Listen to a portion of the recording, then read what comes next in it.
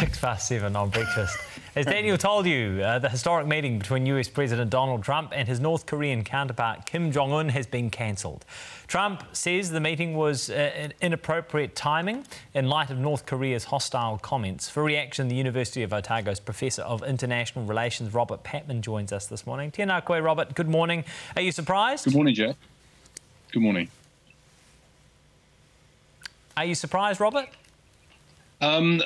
Not terribly, because it was always clear that Kim Jong-un, while he wanted this high-profile meeting with President Trump, showed no real willingness, as he put it, to unilaterally surrender his nuclear weapons, which I think from the American point of view, from the point of view of the Trump administration, that was really the purpose of the meeting. And, you know, there must be questions asked about the preparations for this summit, particularly on the part of the Trump administration, because some of their, you know, the National Security Advisor, John Bolton, and Mr. Pence, Mike Pence, both made comments which were seen by the regime in Pyongyang as offensive, but they must have known that such comments would have consequences. What comments are those, Robert?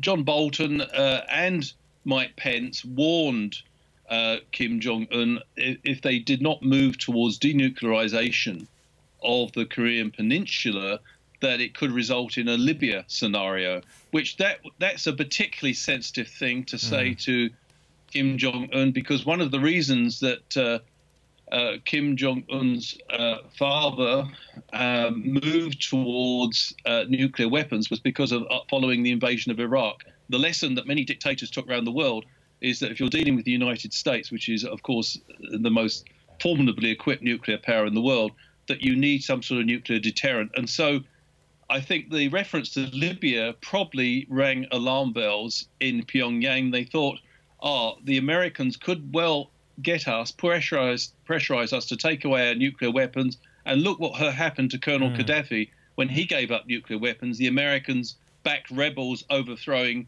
the Gaddafi regime. And so I suppose there must have been discussions within Pyongyang along those lines. Yes, and Colonel Gaddafi ended up being killed in the street and having that murder live streamed around the world. All right, what is likely to happen next?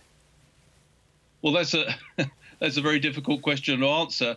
One hopes, I think there'll be an increase in rhetoric, and there's some ominous developments already with the North Korean regime saying we can either have diplomacy or a nuclear showdown. I think that's bluster and bluff, but you can expect the administration in Washington to respond in kind. The problem with this escalating rhetoric, Jack, is it can lead to frayed nerves and miscalculation. And at the moment, one hopes that both sides will take stock. The administration will be hoping, by the way, that by going to have a summit with Kim Jong-un and then pulling out of it, that they're sending a message to Kim Jong-un that he has no choice but to deal with the United States, and that he can't have a summit on his own terms. The Americans believe, I think, that Kim Jong-un was attempting to play them in the build-up to the summit, and they did not want to convey to Kim Jong-un that the United States was so desperate for a summit that it would effectively agree to the sort of terms that Kim Jong-un wants. OK. Thank you for your time and your insight, as always. We really appreciate it. That is Professor Robert Patman from Otago University. And remember, of course, TVNZ's Sunday program has just in the last couple of weeks returned from a special investigation inside of North Korea. Reporter Mark Kreisel and his production team were inside North Korea. Their story will be playing this Sunday, on Sunday at 7:30. It is an incredible story, and they've gone to a part of North Korea that cameras have never been in before. So make sure you tune in this Sunday to see what life is like inside the oppressive regime. Next, it's been a dramatic week in Parliament, to say the least. Our political editor, Jessica Much, joins us to wrap up all of the action in the Beehive.